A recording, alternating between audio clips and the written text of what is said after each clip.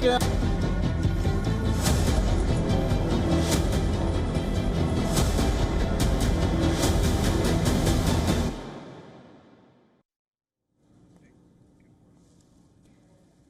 Shifting focus for now, the fate of Gaza hangs in the balance, and for the first time, Hamas holds the key alone. Israel has reportedly accepted the terms of the ceasefire deal, shifting the weight of responsibility in a way onto Hamas. The question emerges: will Hamas choose the path of peace, or will it double down on its resistance against Israel? The situation is anything but straightforward. Hamas claims the deal is skewed, favoring Israel. But can they afford to turn down this ceasefire deal, even if it's not on their terms?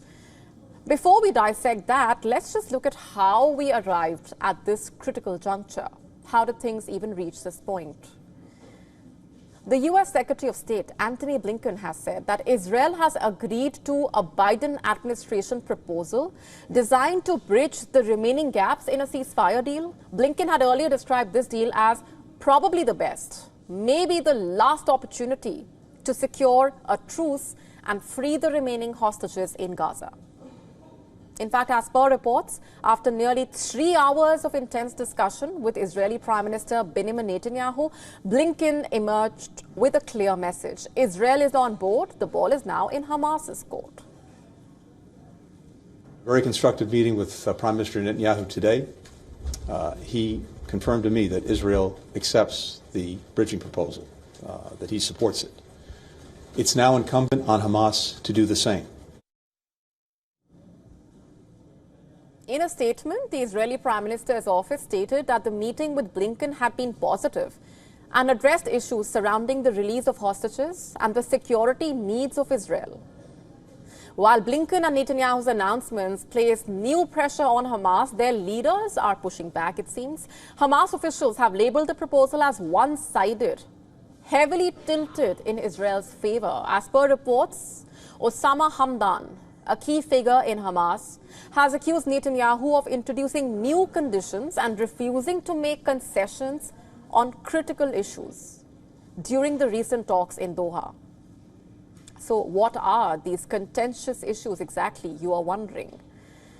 Now, at this stage, we cannot exactly point out what the conditions are in the ceasefire deal that Hamas is accusing of being lopsided towards Israel. The exact details of the ceasefire deal are yet to be known, leaving much to speculation, also raising questions.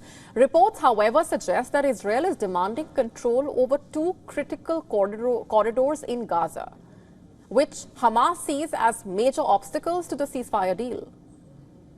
The Philadelphia corridor, a narrow strip along Gaza's border with Egypt, and the Netzarim corridor, which basically cuts off northern Gaza from the south. And these are at the heart of the contention. Israel insists that these zones are crucial for security, claiming that they are needed to prevent the smuggling of arms into Gaza, which it in turn blames for enabling the October 7 attack that sparked the war.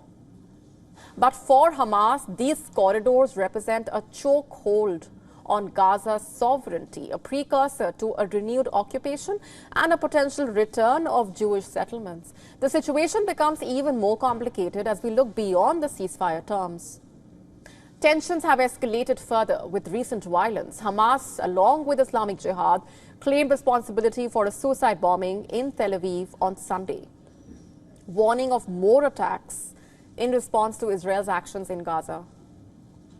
And just earlier today, the Israeli military announced the discovery of the bodies of 6 hostages, heightening the urgency of negotiations and the return of the remaining hostages from Gaza. Negotiations are set to continue in Egypt this week, but after high-level talks in Qatar failed to produce a breakthrough, the question remains: what will Hamas do now?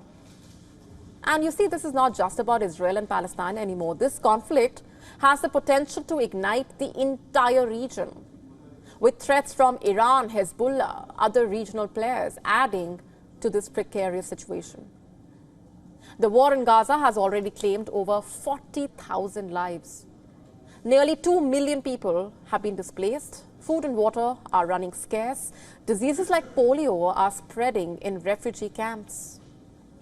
The destruction is staggering. Reports suggesting that more than half of Gaza's buildings are damaged or destroyed. And with these conditions in mind, can Hamas really afford to delay the ceasefire, even if it's not exactly what they want? The coming days, even hours, will be crucial. Hamas's next move could determine not just the future of Gaza, but the stability of the entire region. To stay up to speed with the latest news, download the WION app and subscribe to our YouTube channel.